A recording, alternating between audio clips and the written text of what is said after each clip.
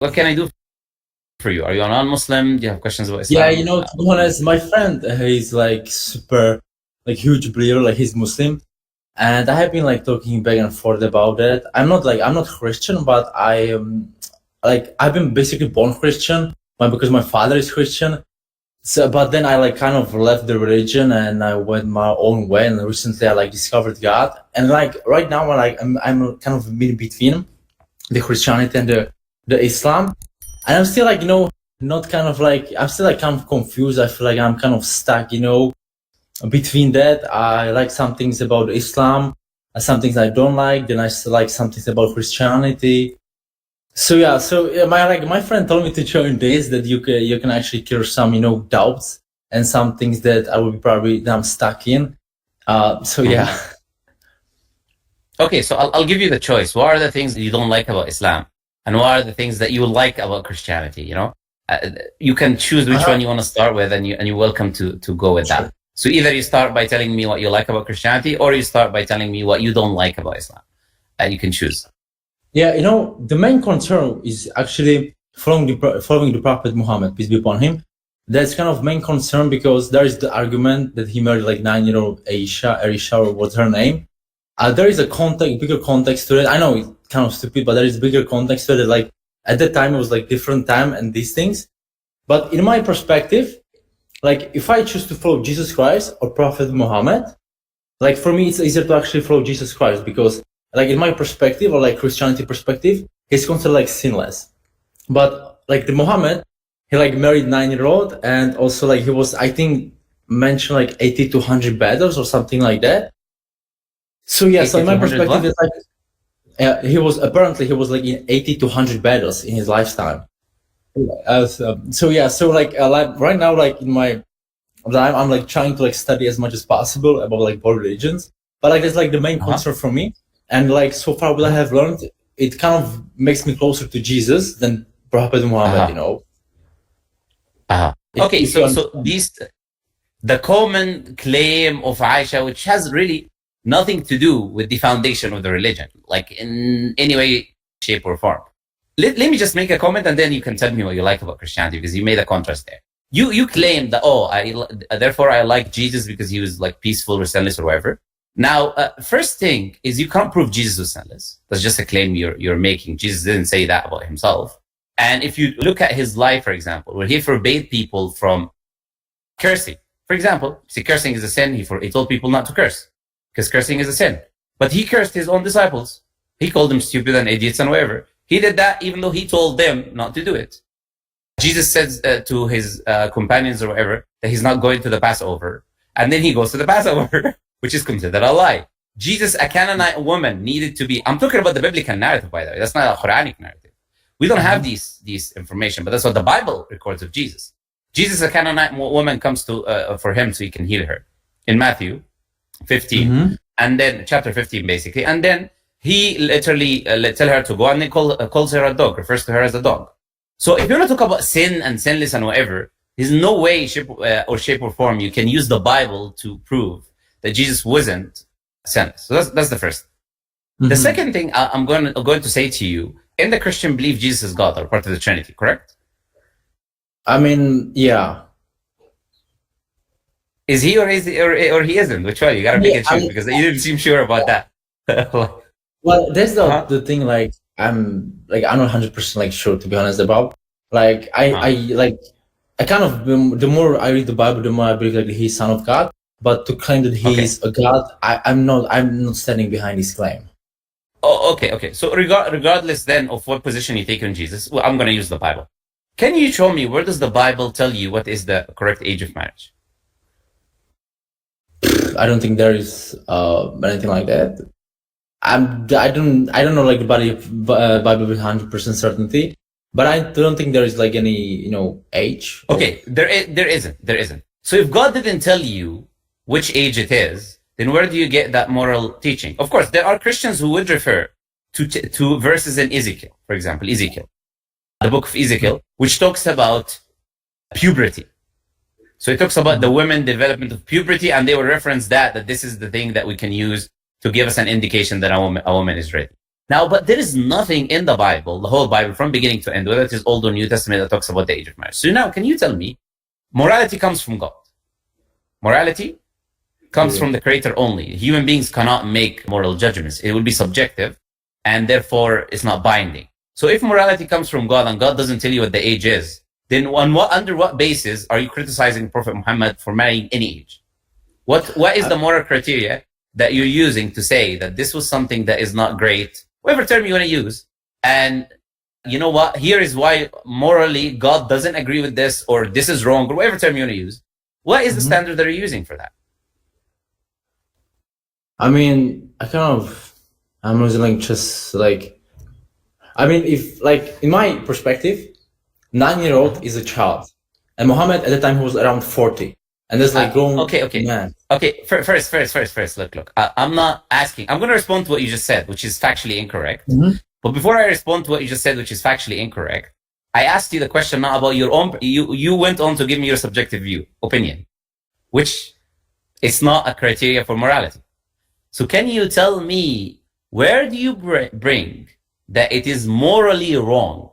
Not societal opinions, not emotional views, not I think this, but it looks like that, but it feels like this. That's irrelevant. That's not where we get right or wrong from. It's not feelings. Your feelings are not the arbiter for us. And we are not going to be judged by the opinion of you, like I just met you today. We're not going to take you as the moral standard of a whole, like 2 billion people who are Muslims, for example. Now, you agreed with me that morality comes from God. So now, can you tell me, what did you use to come to that conclusion and make that claim that this is morally incorrect? What are you using for that? I mean, to be honest, like, basically, like, from what I have, like, learned in this society. Okay, so you're using a subjective view of a person who's born in somewhere in Europe in the 21st century. What they taught you today is what you're using as a criteria to determine that this is correct or incorrect. And that's subjective. And is essentially social. You are a product of your own society. And your society is not like every other society. And it is not a criteria, due to the fact it's being subjective, to make moral judgments over other societies. Kind of confusing, but yeah. Yeah, that's right. Like, yeah, we are. I mean, yeah, I agree with that. Yeah, but yeah, okay. So moving on now. Moving on. So if you don't have a moral command, we look at the Bible. Like I said, for example, if you're now comparing Christianity and Islam, so we look at the Bible. If you look at the Bible, we see the book of Ezekiel. Like I told you, that we have these verses that talks about puberty, and we have people using it. Even that doesn't talk about like the right age of marriage or whatever, but it talks about women being ready, and then it refers to puberty, like for example, development of certain body parts. I'm not gonna, because it's detailed and it's not really appropriate for all ages. I'm not gonna say what the verses are saying, but you get what the point I'm making. Talks about like certain body parts. Talks about, let's just say, the puberty, the development that it's related to puberty. Now, puberty can range all the way from 8 years old to 13 years old. We're talking today.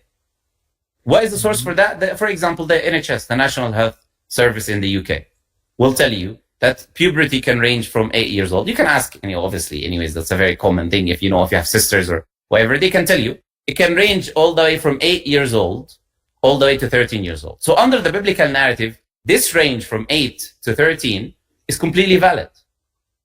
Why is it completely valid? Because it is the puberty. And puberty, if you're basing it on Ezekiel, then that would be the case.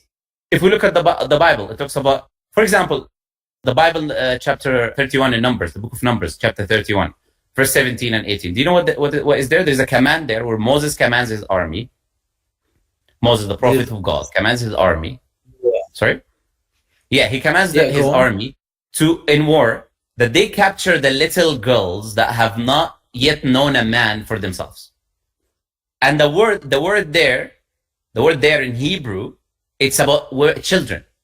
So little girls, children, child girls, to take them for themselves that have not yet known a man, have not had intercourse with a man, didn't do anything with a man.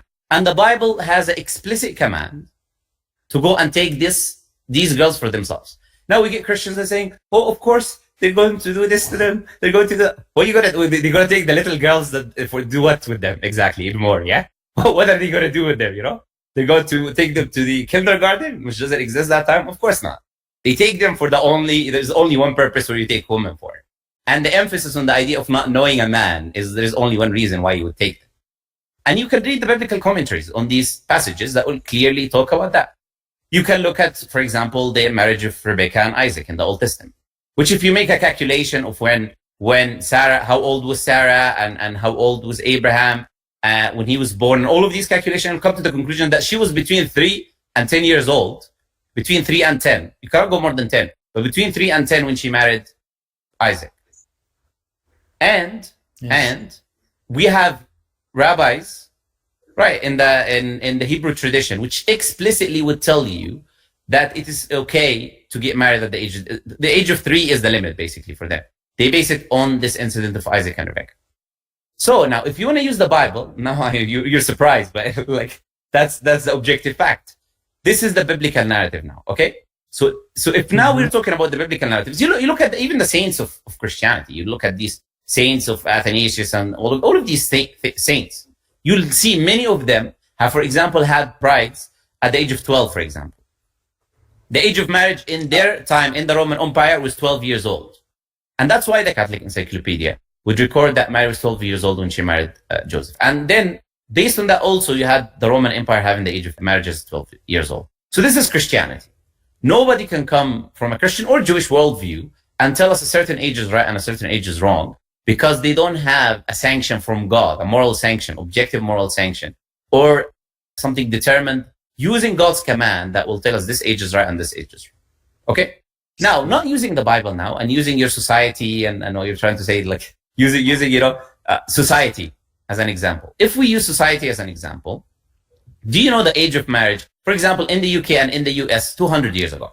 Now, ignore the Prophet Muhammad, peace be upon him, 1,400 years ago. I'm asking you 200 years ago.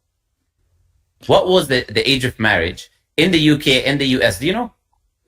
I'm not like, certain with that, but I heard it was like pretty low, around like now, I don't know, like 10, 11. Like what? What's pretty low? Okay, so if you know that, if you know that it was around that age, then under what kind of rational idea are you trying to criticize it? Societies were very different. Now, the age of marriage in the UK was 7 years old.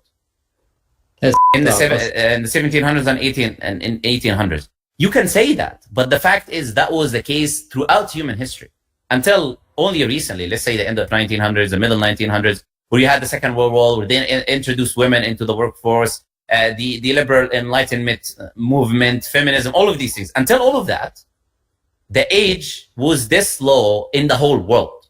Even today, because you probably think about a number 18, that's the only number you probably think about in your mind right now, for it being okay and not being okay. But that's because your society convinced. But the age of consent today, in almost around the majority of the world, is 15, 16. In the US today, it depends on the state. There are states that have as low as 50, some 60.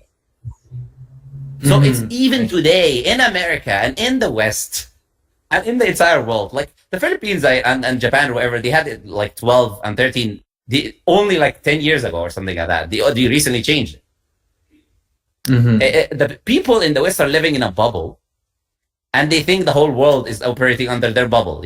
Many of them are living in a bubble, and they're completely not in a view of human history. How humans lived history. Not only how they lived history, but even today, how they're still living history. They are completely unaware of that, and they would come and talk about the Prophet Muhammad and the age this, age that. You gotta wake up. Like the world does not operate under what you've been taught in school or in your societal narrative.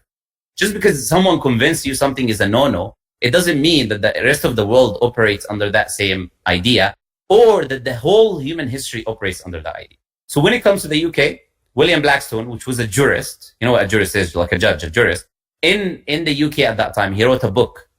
It's called Commentaries on the Law of England. And he was a jurist in that time, living that time.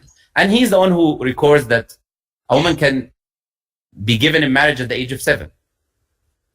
And obviously, even in the US, like I said, it was 10 years old, and some states like Delaware had it at 7 as well. We're talking in the 1800s, 200 years ago. We're not talking about 1,400 years. That's why throughout human history, until 100 years ago, you're not going to find a single person that criticized the Prophet Muhammad for that. You're going to see the people criticizing Prophet Muhammad for everything. For wars, for whatever you mentioned, which we're going to come to, which is the wars and battles and all of this stuff. But you're not going to find a single person, non-Muslim, who criticized the Prophet Muhammad for this action. Now, first and foremost, you're not going to find anyone in his society criticizing him for that. Because Ayisha, his wife, she was betrothed already before him. Before the Prophet was introduced, or even in the picture, she was already betrothed to someone else. You know what betrothal is? It's like engagement, like basically. She was already betrothed to someone else before him for marriage. This is how the society was. Nobody criticized the Prophet Muhammad for that at that time. And nobody did until, I told you recently, the last 100 years or whatever, when things gradually changed. Yes, what do you want to say? Yes, so sorry for interrupting. I have a follow-up question, another one. I don't have much time, so if you can move to another question. Yeah, no. Look, you open this kind of forums, you know. So because this kind of forums is not a small thing. A lot of people. I'll tell you why people use this marriage to Ayisha thing. I'll tell you why people use it. People use it because of the shock factor. That's it. People today have been brainwashed to believe the shock factor. So because people today have been programmed to believe a certain thing when it comes to the age. This number 18 is the only number they see day and night. They sleep 18. They wake up 18. It's like, look, if you're 17, 360 days, or 64 days or whatever, and 23 hours and 59 minutes, and it's a crime if anything happens. But 1 minute later, it's okay. Now, what kind of logic is that? That is the Western logic of today.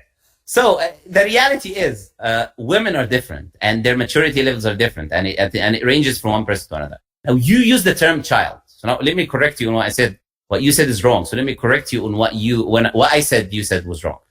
Can you define to me what a child is? You know, words and language have definitions. So not your definition, but the linguistic definition of the word child. What is a child? I consider a child, a human being that hasn't hit the puberty yet, and that has a mind of child, hasn't hit the puberty. We can say simply. Sure. So puberty is the defining factor. By the way, in all dictionaries, until some dictionaries only recently changed a little bit here and there. Open any dictionary in human history, child was someone who was under the age of puberty. Now, did Ayisha hit the age of puberty, or she did not hit the age of puberty before consummation in the marriage of Prophet Muhammad? Apparently she did. She did. So why did you use the term child? Why are you using a dishonest term, which you yourself have just defined, to be incorrect under an objective factor reality, that she wasn't a child with the definition of a child? Do you know Prophet Muhammad, he made a contract with her 3 years before consummation. Yeah, and then she wasn't with the Prophet. Yeah, and she wasn't with the Prophet in the house. So a marriage contract does not mean intercourse. It does not mean physical engagement with the person in Islam. You can have a marriage contract as a surety that you are with this person.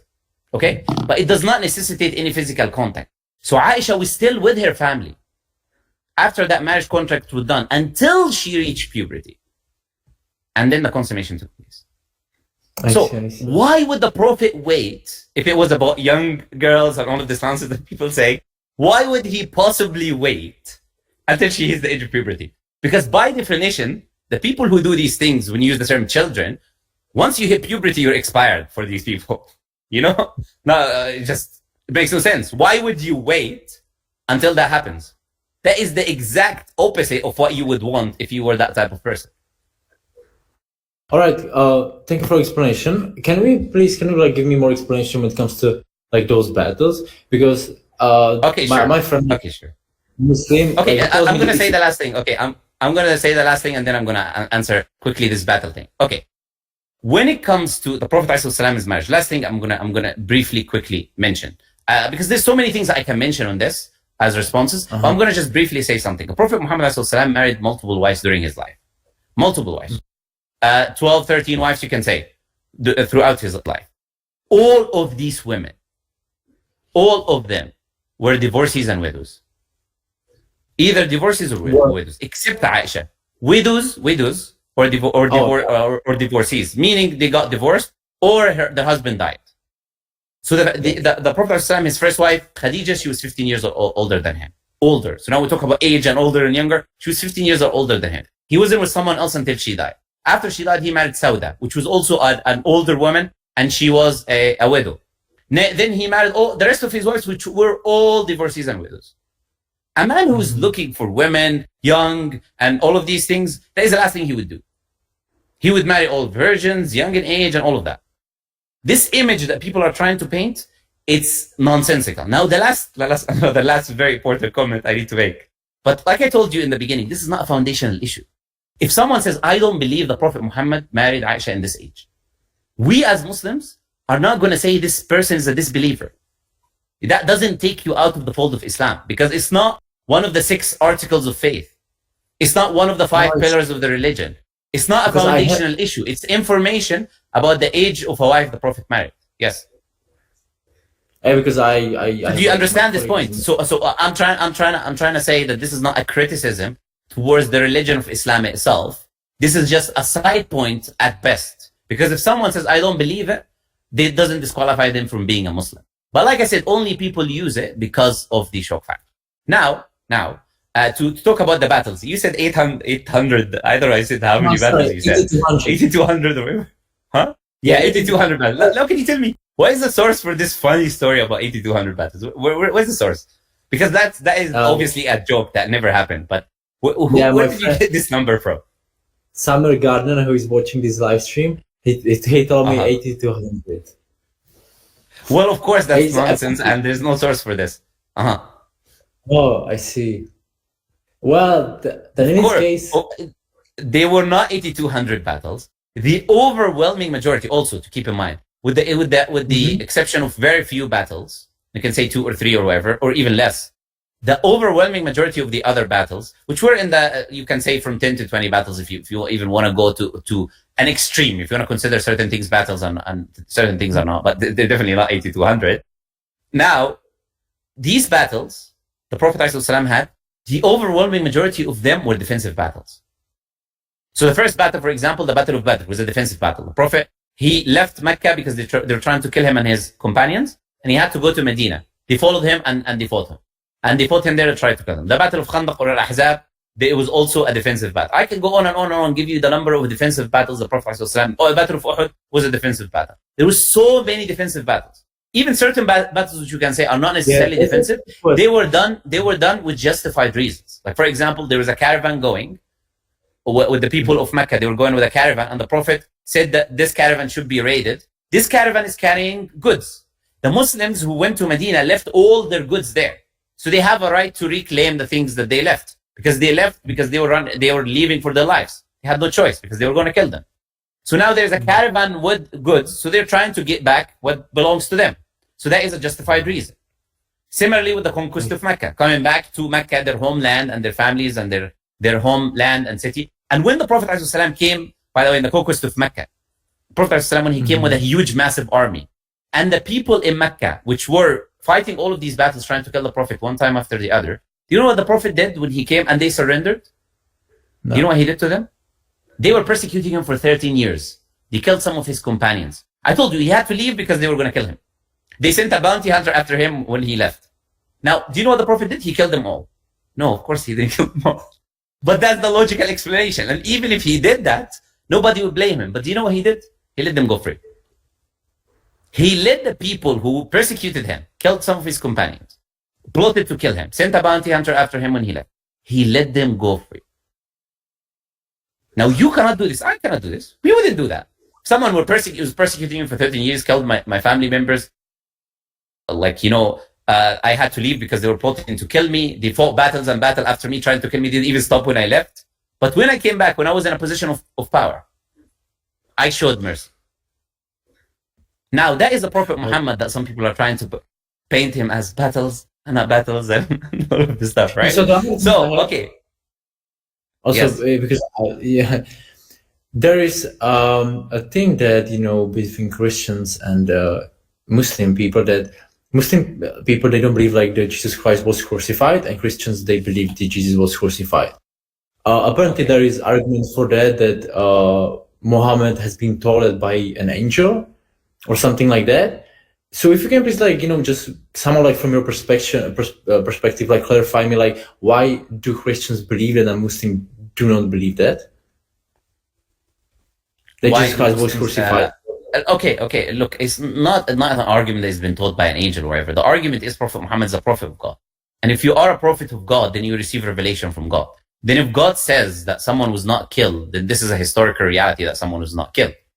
Now, when it comes to Christians have zero eyewitness account of the crucifixion.